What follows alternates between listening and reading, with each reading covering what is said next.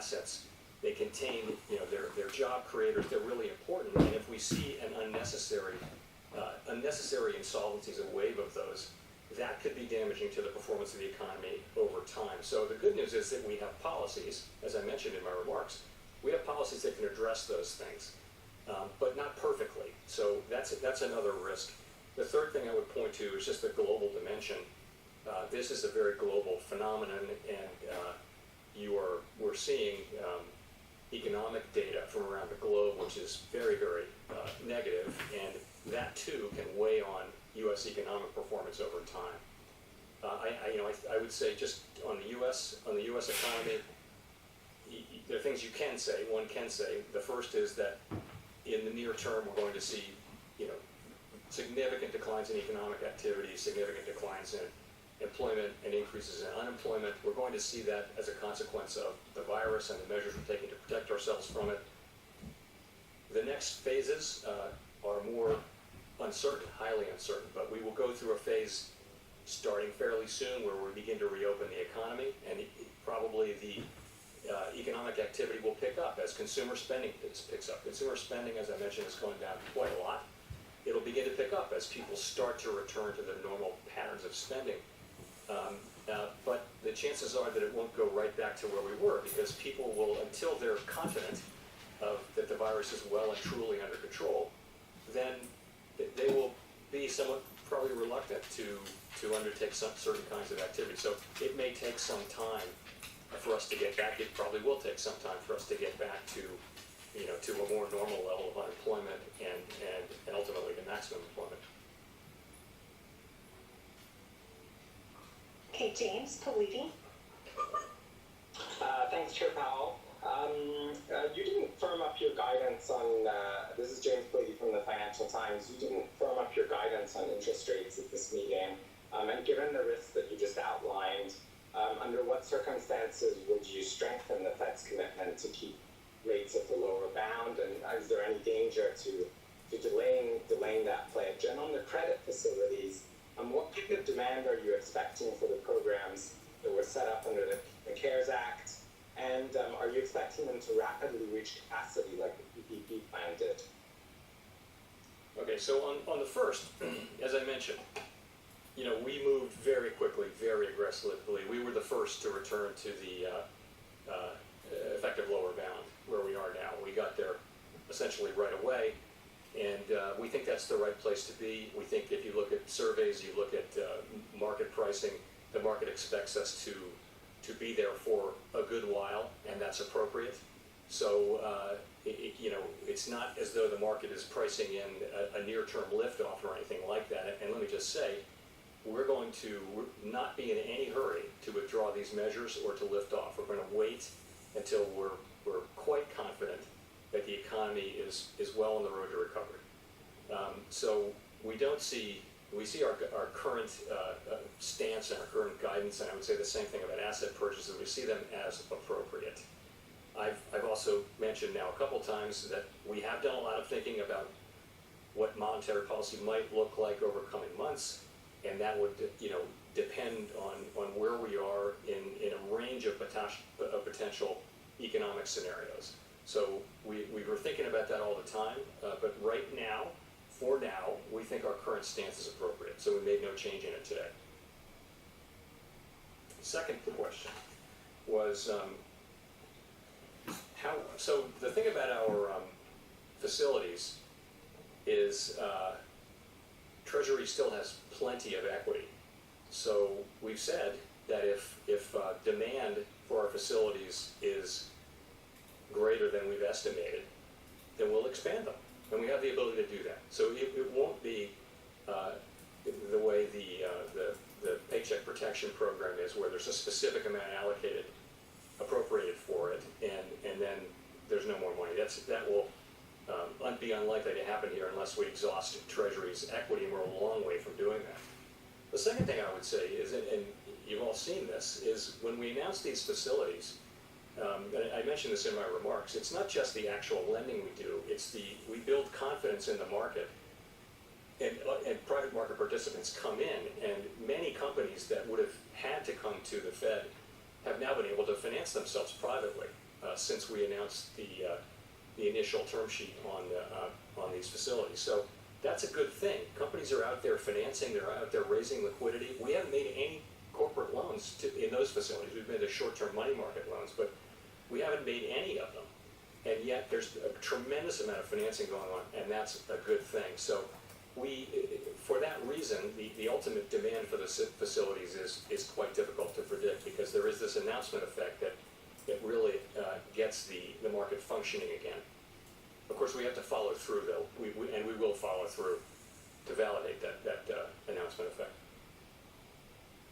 Okay, Howard Snyder. Oh, hi, Chair Powell, and thanks for doing this. I wanted to get you a little more expansion on the timing of recovery and the connection between the health response. You said earlier, I think, that you thought the second half of the year could see a pretty robust rebound. Is that now out of the question? And do you think a steady recovery is really possible until a vaccine's developed, given the patchwork of measures we see taken around the states? Is that going to really lead us to a steady path out, absent a vaccine? You know, as you know, economic forecasts are always uncertain. Today, they're unusually uncertain, and that's really because so much of the performance of the economy depends on the path of the virus and the success of the measures we take to control it, our success in reopening the economy, and also the time it takes to develop new drugs. And our tools, the things that we do, don't affect any of those things. We're not experts on those things either, but what the experts tell us is that the outcomes are highly uncertain. So this is an unusual, new kind of uncertainty added on top of our regular uncertainty. But I will say, I think there are a few things you can say about the path ahead. First, this time now is going to be a time of sharp contraction in economic activity, high unemployment, personal consumption expenditures have declined sharply, business investment as well, unemployment moved up. We're going to see economic data for the second quarter that's worse than any data we've seen for the economy. And they're a direct consequence of the disease and the measures that we're taking to protect ourselves from it. So then we'll enter this new phase, and we're just beginning to maybe do that, where we will, formal measures that require social distancing will be rolled back gradually and at different paces in different parts of the country. And in time, during this period, the economy will begin to recover. People will come out of their homes, start to spend again. We'll see unemployment go down. We'll see economic activity pick up. And when will that be? It's very hard to say. But let's just say, for this purpose, that it's in the third quarter. So, as I mentioned earlier, that could be a fairly a large increase. Given the size of the fall, the increase could also be substantially large. Although it's unlikely that it would bring us quickly to new outbreaks of the virus, something we really want to avoid. I think then, after that period, at some point you will have, the kind of formal social distancing measures will be gone, but you'll still be left with probably a level of caution on the part of people who will worry, and probably keep worrying for some time. You would think that behavior will change as people gain confidence. So that the sooner we get the virus under control, the sooner people can regain that confidence and regain their economic activity. I think trying to be really precise about when that might happen and what the numbers might look like is, I think it's very tough to do that. Okay, Steve Matthews. Steve Matthews with Bloomberg. Chairman Powell, you've noted a number of times over the last year that there's been a broadening out of job gains with marginalized workers, people who've been left out of the recovery over the 10-year period, finally making job gains, and particularly minorities, but also many other workers. Do you worry that this recession is going to fall hardest on those workers who struggled and just got job gains in the last year or two, and that it may take years from now before there are opportunities for them again? Yes, that's exactly what I worry about. So unemployment has tended to go up much faster for minorities and for others who tend to be at the low end of the income spectrum, and it tends to come down faster as well, but it tends to go up faster and be much, much higher. And we were in a place only 2 months ago. We were well into, beginning the second half of the 11th year is where we were. And every reason to think that it was ongoing. We were hearing from minority, low and moderate income and minority communities that this was the best labor market they'd seen in their lifetime. All the data supported that as well. And it is heartbreaking, frankly, to see that all threatened now.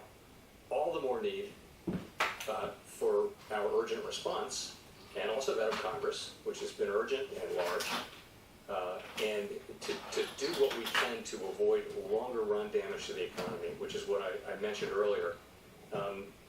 This is an exogenous event that, it happened to us. It wasn't because there was something wrong with the economy. And I think it is important that we do everything we can to avoid that longer run damage and try to get back to where we were, because I do very much have that concern. I think everyone is suffering here, but I think those who are least able to bear it are the ones who are losing their jobs and losing their incomes and have little cushion to protect them in times like that. So yes, that's a very good concern. Victoria. Hi, I'm Victoria Guido with Politico. The Paycheck Protection Program has experienced some logistical problems because of the speed at which all of this is happening. But for the Main Street lending facility, which will also work through banks, what lessons are you taking away from that? And then more broadly, you mentioned earlier this year that the federal debt was on an unsustainable path. And I was just wondering, for Republicans that are starting to get worried about how much fiscal spending they're having to do in this crisis, whether that should be a concern for them. So a couple things. This is different from the PPP, the Paycheck Protection Program, in two ways. One is these are not grants; these are loans. So I don't know that the demand will be quite as strong as it has been for the PPP. I don't know that, but and the second thing is we won't run out of money. It's not a limited pot, so there won't be this incentive to try to get there first and that sort of thing. So I'm hopeful we will very much try to learn as much as possible from that facility and from all the other ones too. We have a lot to learn here, so we'll certainly be trying to do that. In terms of fiscal concerns, so for many years I've been, before the Fed, I have long time been an advocate for the need for the United States to return to a sustainable path from a fiscal perspective at the federal level. We have not been on such a path for some time, which just means that the debt is growing faster than the economy. This is not the time to act on those concerns. This is the time to use the great fiscal power of the United States to do what we can to support the economy and try to get through this with as little damage to the longer run productive capacity of the economy as possible. The time will come again, and reasonably soon, I think, where we can think about a long-term way to get our fiscal house in order, and we absolutely need to do that. But this is not the time to be, in my personal view, this is not the time to let that concern, which is a very serious concern, but to let that get in the way of us winning this battle, really. Okay, Edward Lawrence. Oh, yeah, thank you, Mr. Chairman. Edward Lawrence from Fox Business Network. Now, given the amount of stimulus on the fiscal side and monetary policy side, how much weight do you give to finding a vaccine, clearing that uncertainty you talked about around treatment and whatnot, for the Federal Reserve pulling back on some of the Fed's actions and raising the rates from the zero lower bound? Also, when does that Main Street lending facility get deployed? Because we talked about soon, some businesses are in need now. Thank you. So we don't, we're not in a position to make, a reliable assessment of when a vaccine or a therapeutic drug would be ready, and so we're not going to set our policies based on our estimate of that.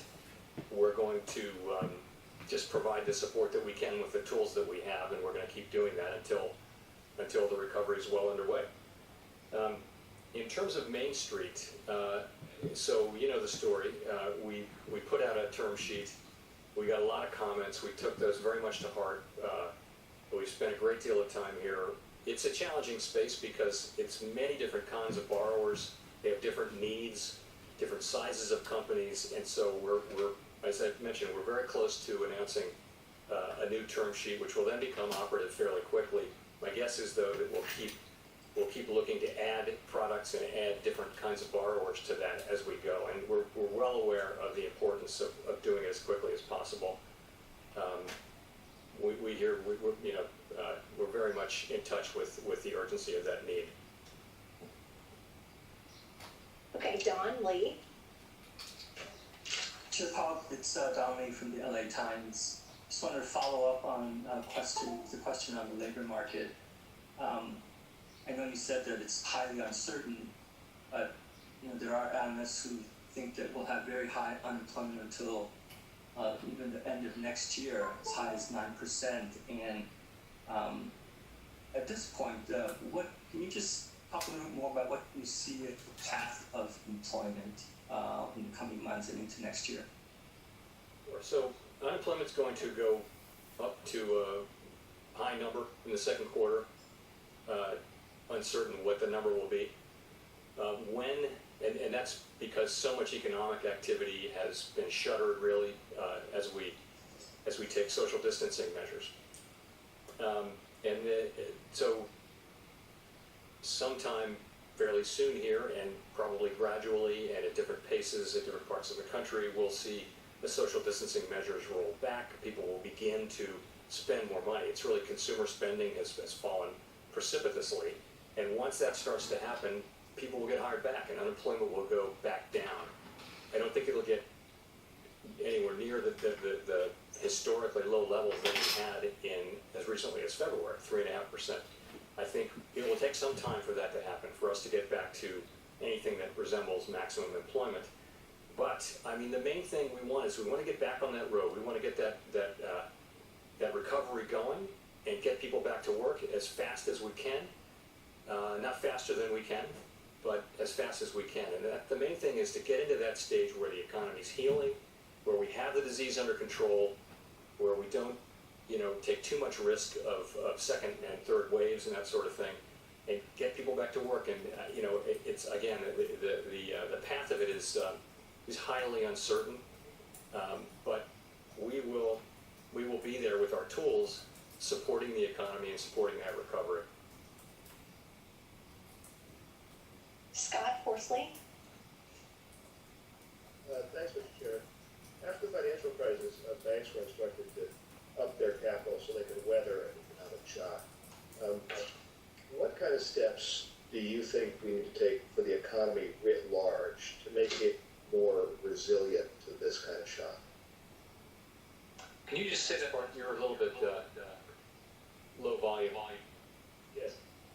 What kind of steps could we take to help the economy as a whole be more resilient to this kind of exogenous shock? This it's an extraordinary shock, unlike anything certainly that's happened in my lifetime. And a couple things come to mind. I think the time will come for a careful assessment of the answers to those questions. It's early to be asking them. We're still putting out the fire. We're much higher levels of capital, liquidity, a far greater sense of what the risks are they're running and how to manage them. So the breakdowns that we've seen in market function have really been in the capital markets. And I wouldn't rush in with prudential regulation into the capital markets, but I think, and we did plenty of things, tri-party, we did a lot of reform in the capital markets, money market reform, tri-party repo reform, central clearing, all these important things. But there will no doubt be, with this, the size and force of this shock will no doubt reveal weaknesses in the financial architecture, and we'll have to go to work on those. I also think it you know, it tells you the importance of getting your fiscal house in order. The U.S. Really hadn't gotten back to where we needed to get on fiscal policy, and you know, so we have an already high level of debt to GDP and rising quickly when this shock arrived. Now we have the fiscal capacity to deal with it, I believe, but we will need to. Ideally, you would go into an unexpected shock like this with a much stronger fiscal posture.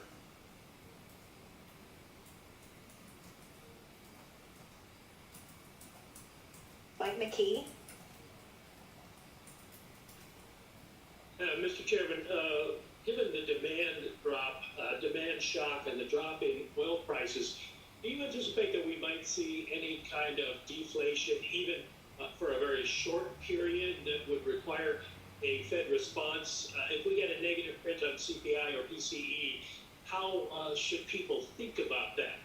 And second question, there is a disconnect, it appears, between the markets and the economic outlook right now. And I know you said that this isn't the time to worry about moral hazard, but do you worry with the size of stimulus that you and the Congress are putting into the economy, there could be financial stability problems as this goes along?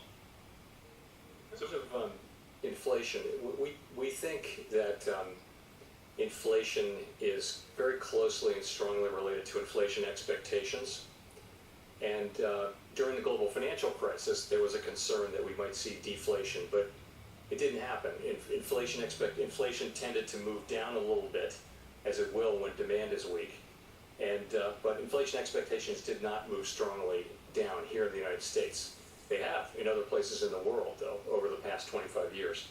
There's been downward pressure on inflation really for several decades now. So I would say as long as inflation expectations remain anchored, then we shouldn't see deflation. And the Federal Reserve is strongly committed to maintaining 2% inflation over time. So we'll be there to work on that. I think you asked really about headline inflation. If low energy prices, very low energy prices, were to drop headline inflation negative, I would hope that people would see through that, and we'll be monitoring it very carefully. Would see through it though, and look to core, which is a better predictor of future inflation. So, needless to say, we'll be keeping very close track of that. In terms of the markets, you know, our concern is that they be working. We're not focused on the level of asset prices in particular. It's just markets are trying to price in something that is so uncertain as to be unknowable, which is the path of this virus globally and its effect on the economy. And that's very, very hard to do. That's why you see volatility the way it's been, market reacting to things with a lot of volatility. But you know, what we're trying to assure really is that the market is working. The market is assessing risks. Lenders are lending, borrowers are borrowing, asset prices are moving in response to events. That is really important for everybody, including you know, the most vulnerable among us, because if markets stop working and credit stops flowing, then that's when you see you know, very sharp negative, even more negative economic outcomes. So I think our measures have supported market function pretty well. You know, we're going to stay very carefully monitoring that, but I think it's been good to see markets working again. Particularly the flow of credit in the economy has been a positive thing as businesses have been able to build up their liquidity buffers and households have been able to be home. You know, people have been home, you know, concerned about their jobs, but they're not concerned about the financial system collapsing as they were in 2008 and 9. Okay, Chris from the AP. Hi, Chair Powell. Chris Rudy, Everett AP. Thank you. I guess I had two questions. I wanted to start on the unemployment picture and nail down a little bit how you see things going from here. You did talk about potential loss of skills over time. So are you worried about structural changes in job markets that would keep unemployment high and therefore potentially beyond the ability of the Fed to do anything about, which is something that was debated, as you know, after the last recession. And then eventually, of course, the unemployment rate did go lower than people thought. Second question is just on the money from Treasury, the $454 billion. It sounds like you want to keep that in reserve for programs that have high demand, such as the Main Street program. Are you willing to use that to backstop, say, a program that is having more losses? What's your tolerance for loss among that $454 billion? Thank you. So in terms of the labor market, the risk of damage to people's skills and their careers and their lives is a function of time to some extent. So the longer one is unemployed, the harder it gets, I think, and we've probably all seen this in our lives, harder it is to get back into the workforce and get back to where you were, if you ever do get back to where you were. So, and longer and deeper downturns have left more of a mark generally in that dimension with the labor force. And so that's why, as I mentioned, that's why the urgency in doing what we can to prevent that longer run damage. It doesn't have to be that way. We won't be able to limit all of it, but we do have the tools to do what we can to keep people in touch with the labor force and working, and also out of insolvency too. It doesn't seem fair that people should lose everything they have, including their homes, over this. So nonetheless, there will be some of that, but we do have some tools to ameliorate that. In terms of the the money, the $454 billion,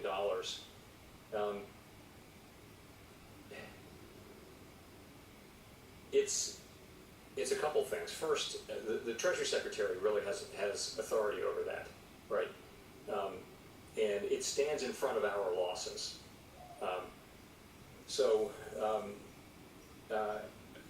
But I do think we're clearly moving into areas where there is more risk than there has been in the past, and that's okay. I think that's what we're supposed to do. This is a very unusual time, and so. But in terms of the way to think about that money, I think that's really a question for the Treasury Department. We set up the facilities and we work very, very closely and successfully and collaboratively with the Treasury on this, but that particular aspect of it falls more to the Secretary. Okay, we'll go to Nancy Marshall-Genzer for the last question. Nancy Marshall-Genzer with Marketplace. Chair Powell, I'm wondering what you would say to savers who are hurt by very low interest rates and maybe going into investments, maybe in the stock market, that aren't so great for them. And also I'm wondering if you can give us any more of a clue as to how long you think we're going to have interest rates near zero. So we think that low interest rates affect the economy through a number of channels in a positive way. Lower interest rates support economic activity through channels that we, overall, through channels that we understand reasonably well. They make it cheaper to borrow. They make they drive it, your costs of borrowing down. They do raise asset prices, including the value of your home. If your saver owns a home or has a 401k, your saver will benefit from that. But for people who are really just relying on their bank savings account earnings, this is that's you're not going to benefit from low interest rates. But we have to look out for the overall economy. Low interest rates support employment, they support economic activity, and those are our mandates. And I think for the overall good of the economy, low interest rates are a good thing. It's not to say they're good for every single person, but that shouldn't stop us from doing what we think is good for the whole. In terms of how low, I really don't want to speculate.